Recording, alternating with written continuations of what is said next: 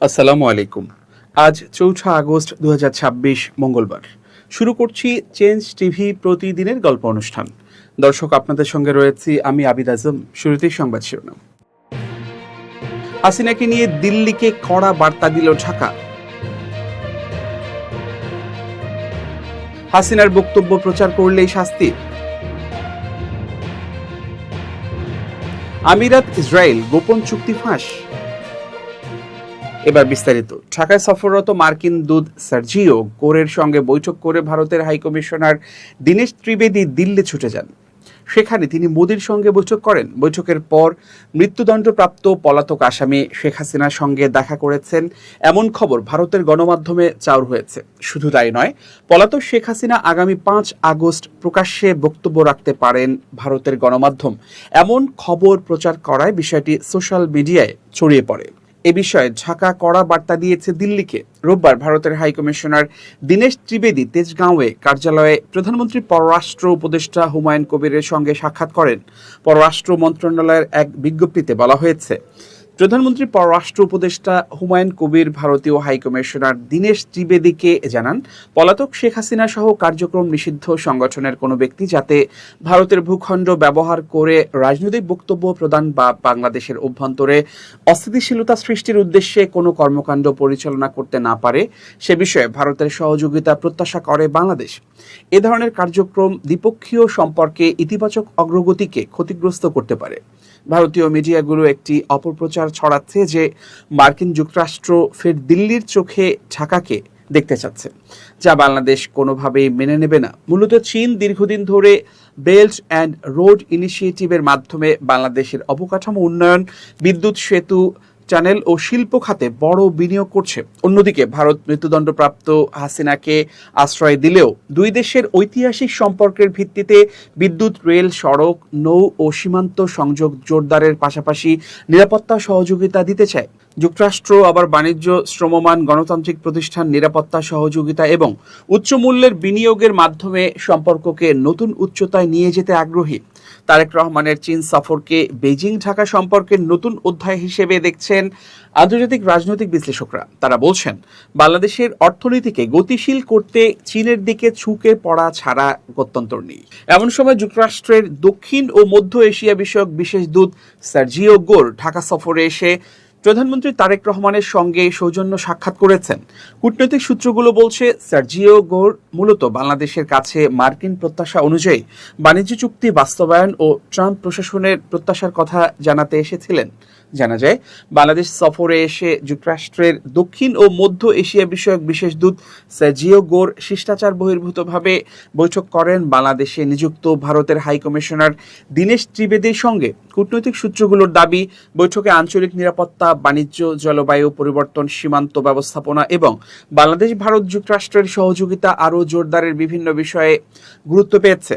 পাশাপাশি বাংলাদেশের সাম্প্রতিক রাজনৈতিক পরিস্থিতি ও দক্ষিণ এশিয়ার স্থিতিশীলতা নিয়েও মতবিনিময় হয়েছে। ভারতীয় গণমাধ্যমকে দেয়া এক প্রতিক্রিয়ায় দীনেশ ত্রিবেদী বলেন, ভারত ও যুক্তরাষ্ট্রের ঘনিষ্ঠ সহযোগিতা বাংলাদেশের উন্নয়ন ও আঞ্চলিক স্থিতিশীলতায় ইতিবাচক ভূমিকা রাখতে পারে সে বিষয়ে সার্জিও গোরের সঙ্গে আলোচনা হয়েছে।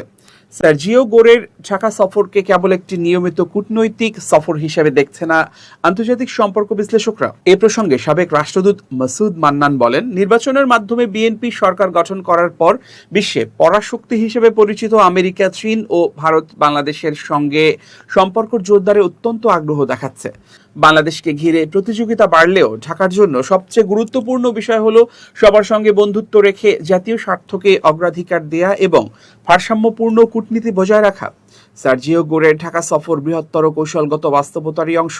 এটি কেবল দ্বিপক্ষীয় সম্পর্কের বিষয় নয়, বরং দক্ষিণ এশিয়া ও ইন্দো প্যাসিফিক অঞ্চলে পরিবর্তিত ভূরাজনীতির মধ্যে বাংলাদেশের অবস্থানকে নতুনভাবে মূল্যায়নের একটি প্রচেষ্টা। কূটনৈতিক বিশ্লেষকদের মতে, বাংলাদেশের সবচেয়ে বড় শক্তি হলো তার কৌশলগত অবস্থান ও ভারসাম্যপূর্ণ পররাষ্ট্রনীতি।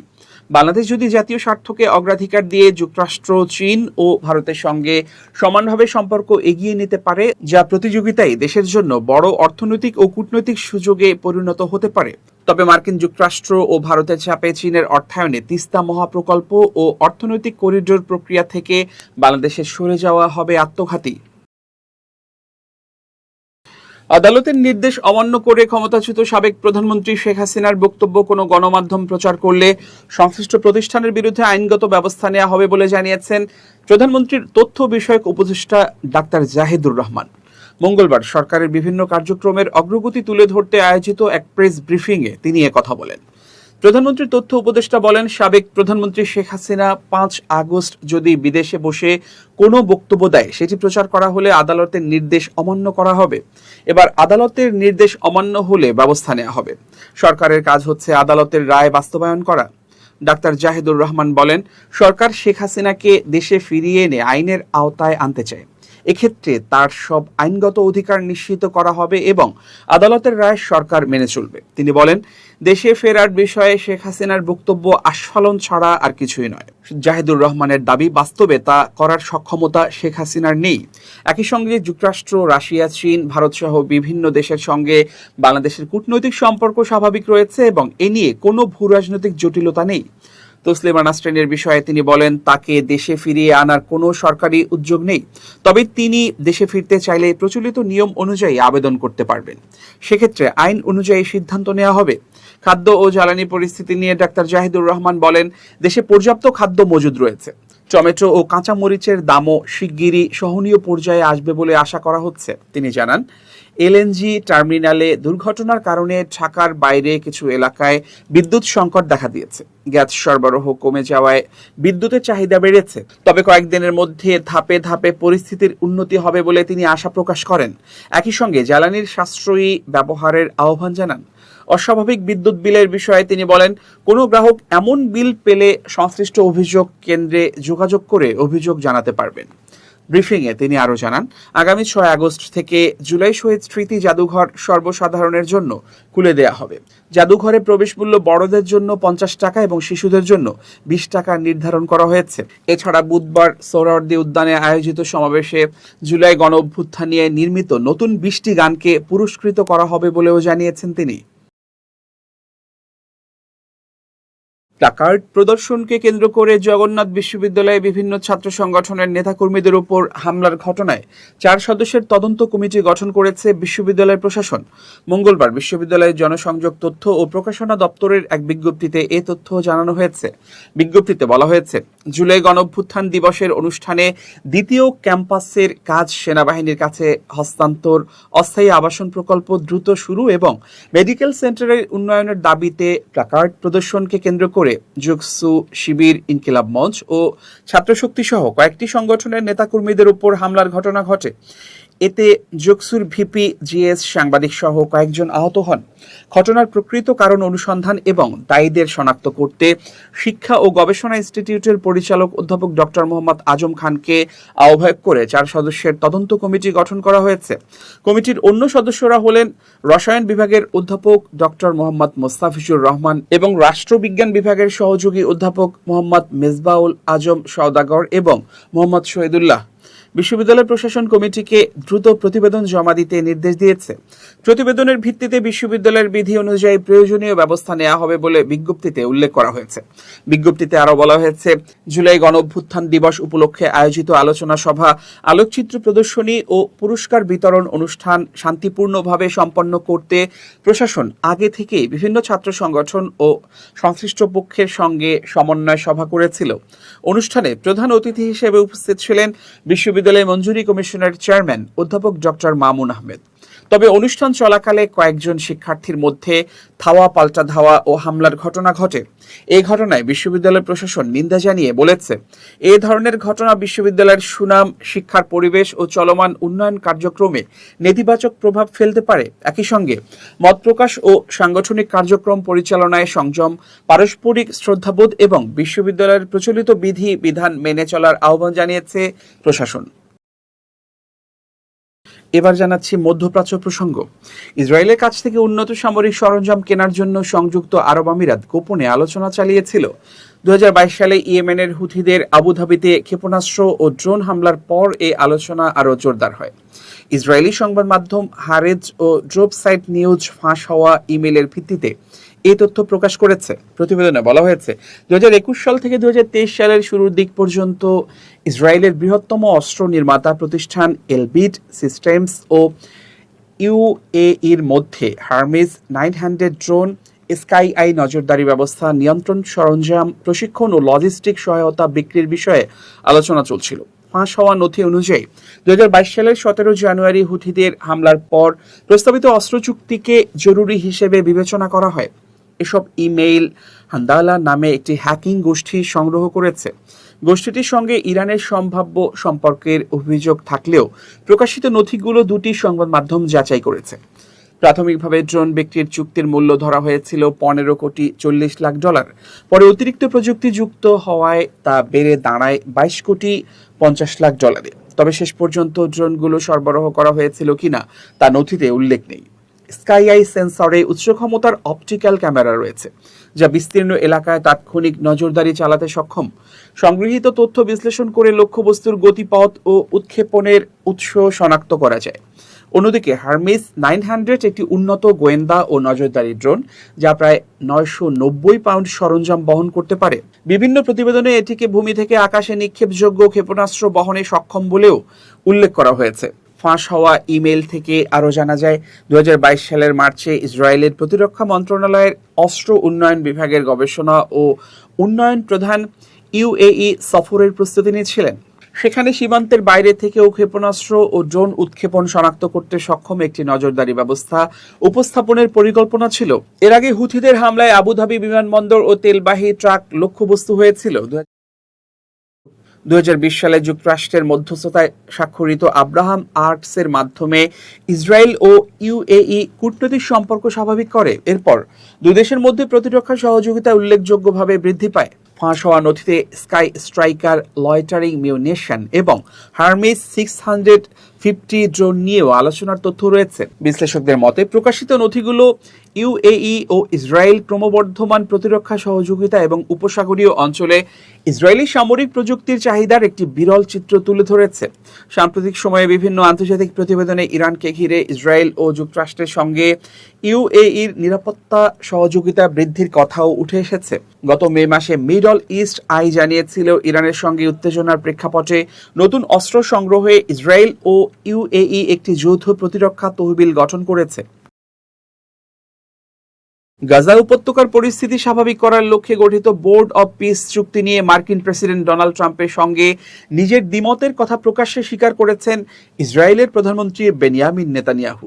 মঙ্গলবার অর্থাৎ 4 আগস্ট আন্তর্জাতিক সংবাদ মাধ্যম আল জাজিরার এক প্রতিবেদনে এই তথ্য নিশ্চিত করা হয়েছে। হামাসের সঙ্গে সাম্প্রতিক চুক্তিটি নিয়ে প্রেসিডেন্ট ট্রাম্পের সঙ্গে মতপার্থক্যের কথা না লুকিয়ে নেতানিয়াহু জানান যে গাজার পুনর্গঠন কাজ শুরু করার আগেই হামাসকে অস্ত্রমুক্ত করতে হবে এবং গাজা উপত্যকাকে সম্পূর্ণ সামরিক প্রভাবমুক্ত করতে হবে।